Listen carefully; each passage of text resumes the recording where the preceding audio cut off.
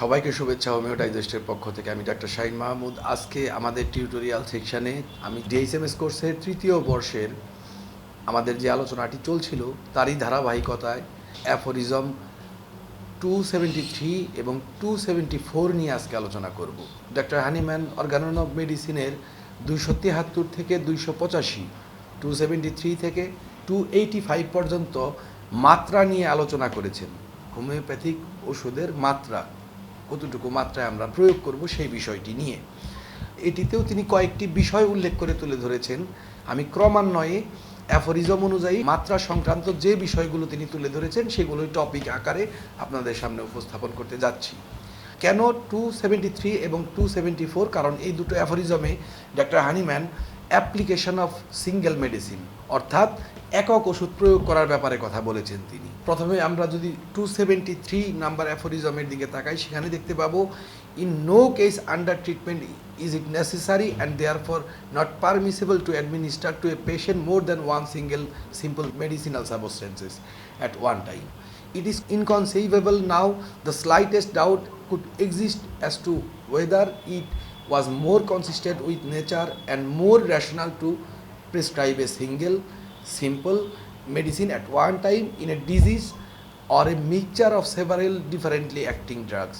It is absolutely not allowed in homeopathy, the one true, simple and natural art of healing, to give the patient at one time two different medicinal substances. অর্থাৎ doctor Hahnemann 273 number অ্যাফোরিজমে doctor হানিম্যানের স্বচ্ছ ঘোষণা, একটি সময়ে একটি একক ও অবিমিশ্র ঔষধ অথবা কয়েকটি ভিন্ন ভিন্ন ক্রিয়াশীল ওষুধের মিশ্রণের প্রয়োগের মধ্যে কোনটি অধিক যুক্তিযুক্ত এবং প্রাকৃতিক ও প্রকৃতির সাথে অধিক সামঞ্জস্যশীল সে ব্যাপারে সামান্যতম দ্বিধাও থাকতে পারাটা অচিন্তনীয়। প্রকৃত, বিশুদ্ধ ও প্রাকৃতিক একমাত্র আরোগ্যকলা হোমিওপ্যাথিতে রোগীকে একই সময়ে দুইটি ভিন্ন ভিন্ন ঔষধি দ্রব্যের প্রয়োগ সম্পূর্ণ নিষিদ্ধ। অর্থাৎ ডক্টর হানিম্যানের রুলস ব্রেকিং হবে যদি একাধিক ওষুধ একসাথে দেওয়া হয়। ডক্টর হানিম্যানের এটি কিন্তু ব্যাপক গবেষণা সমৃদ্ধ একটি সিদ্ধান্ত। এর আগে একসাথে দুটো ওষুধ প্রয়োগের ব্যাপারে তারই একজন শিষ্য বেশ প্রস্তাব পেশ করেছিলেন। ডক্টর হানিম্যান তাকে বিবেচনা করেছিলেন, এমনকি একবার তিনি চিন্তা করেছিলেন যে অর্গানন অফ মেডিসিনে এই ব্যাপারটি যে দুটো ওষুধ একসাথে দেওয়ার কোনো পদ্ধতি বা কায়দা তিনি প্রদান করতে পারেন কিনা, কিন্তু পরবর্তীতে তিনি লক্ষ্য করেন যে এতে বিরাট ধরনের প্রবলেম ক্রিয়েট করে। আসলে মিশ্র ওষুধ দেওয়ার যে সমস্যাগুলো, সেই সমস্যা ক্রিয়েট করে একসাথে দুটো ওষুধ দিলেও। কোন ওষুধে রোগী ভালো হচ্ছে, কোনটার অ্যাফেকশন কী, দুটো ওষুধ আলাদা আলাদাভাবে শরীরে প্রয়োগ করার পর তার শরীরে কী ধরনের ক্রিয়া করছে, যে লক্ষণগুলো পরিবর্তন হলো সেটি কোন ওষুধে পরিবর্তন হলো, এই সমস্ত কিছু মিলে একটি বিরাট ধরনের কনফিউশন ক্রিয়েট করে। কাজেই ডক্টর হানিম্যান তখন সুস্পষ্টভাবে সিদ্ধান্ত নিলেন যে একটি রোগীতে একক সময়ে একটি অবিমিশ্র ওষুধই প্রয়োগ করতে হবে। এই সিদ্ধান্তের পরিপ্রেক্ষিতে উনি কিন্তু অবিমিশ্র শব্দটিতে 159 নাম্বার ফুটনোট যুক্ত করেছেন, এটাকে ব্যাখ্যা করার জন্য, একটু সুস্পষ্টভাবে বুঝিয়ে দেওয়ার জন্য। তিনি বলেছেন, অপরিবর্তী অনুপাতে দুটি পরস্পর বিপরীতধর্মী পদার্থ রাসায়নিক আসক্তির কারণে মিলিত হয়ে নিরপেক্ষ লবণ বা মাধ্য লবণে পরিণত হয়। এছাড়া মাটিতে পাওয়া সালফারযুক্ত ধাতু, যে ধাতুগুলো পাওয়া যায়, এবং মাটির ক্ষারীয় লবণ বা সালফারকে নির্দিষ্ট অনুপাতে মিশ্রিত করে বিশেষ কৌশলগত প্রক্রিয়ায় সৃষ্ট ওইসব পদার্থসমূহ, তিনি উদাহরণ দিয়েছেন ন্যাট্রাম সাল্ফ বা ক্যালকেরিয়া সাল্ফ, কিংবা অ্যালকোহল ও অ্যাসিড সমূহের পাতনের মাধ্যমে প্রস্তুতকৃত যে ইথারগুলো সৃষ্টি হয়, তার সাথে যে ফসফরাস মিশ্রিতভাবে থাকতে পারে নির্দিষ্ট অনুপাতে, সেগুলোকে হোমিওপ্যাথিক চিকিৎসক অবিমিশ্র ঔষধি দ্রব্য হিসাবে বিবেচনা করতে পারেন।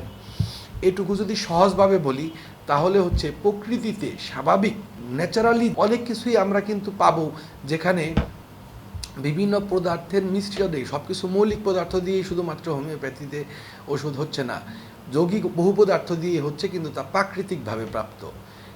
ইভেন আমরা যদি স্যানিকিউলা ওষুধটিতে যাই, সেখানে আমরা বহু রকমের খনিজের সমারোহ দেখতে পাবো। স্যানিকুলা হচ্ছে একটি নির্দিষ্ট প্রস্রবণের পানি থেকে তৈরি করা ওষুধ, যেখানে বহু রকমের খনিজের সম্মেলন ঘটে। সেটাকে আমরা কোনোভাবেই মৌলিক বস্তুর থেকে তৈরি তা কিন্তু বলতে পারছি না, সেটা যৌগিক বস্তুর থেকে তৈরি, কিন্তু এটি তৈরি হয়েছে প্রাকৃতিকভাবে। নির্দিষ্ট অনুপাত সবসময় তা বজায় রাখে, নির্দিষ্ট একটি বৈশিষ্ট্য গঠন সমস্ত কিছু সবসময় সে বজায় রাখে। ডাক্তার হানিম্যান এই অ্যাফোরিজমটিতে অবিমিশ্র বলতে প্রাকৃতিকভাবে যে সমস্ত পদার্থ থেকে, সেটা হতে পারে বহু রকমের উপাদানে সমৃদ্ধ হয়ে সেই যৌগিক পদার্থটি তৈরি হয়েছে, তাকে বোঝাচ্ছেন না। এটা বলার জন্যই আসলে এই ফুটনোটটির অবতারণা। তিনি অবিমিশ্র বলতে বোঝাচ্ছেন যে তার সাথে আমরা নিজেরা কোনো কিছু মিশ্রিত করে করে নতুন করে কিছু তৈরি করব না। অর্থাৎ আমি সালফারের সাথে নিজে ফসফরাস মিশিয়ে রোগীকে প্রয়োগ করব, বা সেই ধরনের কোনো ওষুধ ঘরে বসে বসে বানাবো, 5টি ওষুধ একত্র করে একটি মিশ্রণ তৈরি করব, এগুলো চলবে না। একক ওষুধ তৈরি করতে হবে। ঠিক আছে, আপনি যদি প্রকৃতির ফসফরাস, প্রকৃতির সালফার এগুলোকে যদি কোনো কারণে রাসায়নিক বিক্রিয়ার দ্বারা এমন কোনো নির্দিষ্ট অনুপাতে আনতে পারেন, এবং তাকে যদি আপনি ধারণ করতে পারেন যে এই অনুপাতটি বজায় থাকবে সব সময়, আপনি এটা বারবার উৎপাদন করতে পারবেন। তারপর এককভাবে কোনো রোগীতে প্রয়োগ করে সেই পদার্থটি যদি আপনি যে প্রুভিং লক্ষণ পাবেন তার ভিত্তিতে মেডিকা লিখুন সত্যিকারভাবে যেভাবে লেখার কথা, এবং তারপর আপনি তাকে রোগীতে প্রয়োগ করুন।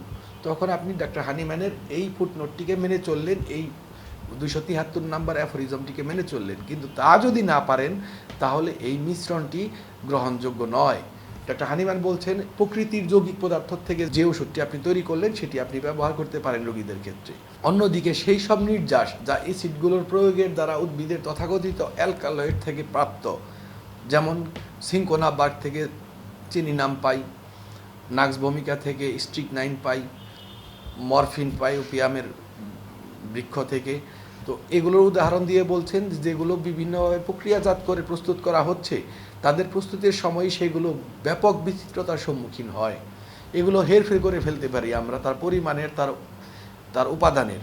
সেগুলোকে হোমিওপ্যাথিক চিকিৎসক কর্তৃক অবিমিশ্র ওষুধ হিসেবে গৃহীত হতে পারে না। আপনি যদি একটি সুনির্দিষ্ট অনুপাতকে যদি নির্দিষ্ট করতে না পারেন তাহলে কিন্তু সেগুলো হোমিওপ্যাথিক ওষুধ হিসেবে ব্যবহার হতে পারে না। আমরা বর্তমান সময়ে এই স্ট্রিকনাইন, চিনিনাম, মরফিন এই তিনটিকেই কিন্তু হোমিওপ্যাথিক ওষুধ রয়েছে, কিন্তু সেই হোমিওপ্যাথিক ওষুধের ক্ষেত্রে অনুপাত কিন্তু সবসময় সমান। অনুপাতের ডিফারেন্স করলে হয়তো সে এক ধরনের চিনিনামই থাকবে, হয়তো সে এক ধরনের স্ট্রিকনাইনই থাকবে, কিন্তু তাতে রোগীর শরীরে প্রুভিং করতে গেলে ভিন্ন ভিন্ন লক্ষণের উৎপত্তি ঘটবে, এবং আপনি যদি ওষুধ তৈরি করতে যান তাহলেও তাকে আরেক ধরনের চিনিনাম বা আরেক ধরনের স্ট্রিকনাইনের মতো রেজাল্ট পাবেন না। এটাই ডাক্তার হানিম্যান এখানে তুলে ধরছেন যে বহু ব্যাপক বিচিত্রতার সম্মুখীন হয় এগুলো প্রস্তুত করতে গিয়ে।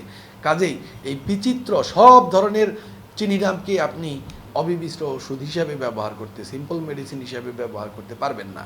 বিশেষ করে যে রকমটি তিনি খোদ উদ্ভিদের স্বাভাবিক অবস্থায়, যেমন পেরুভিয়ান বার্ক, নাক্সবনকে ওবিয়াম যেগুলোর কথা বললাম, এগুলোর নির্যাস থেকে বা তাদের মাঝে আরোগ্যের অপরিহার্য সবটুকু অপরিহার্য গুণাবলী সবসময়ই একই রকম যেভাবে পেতেন।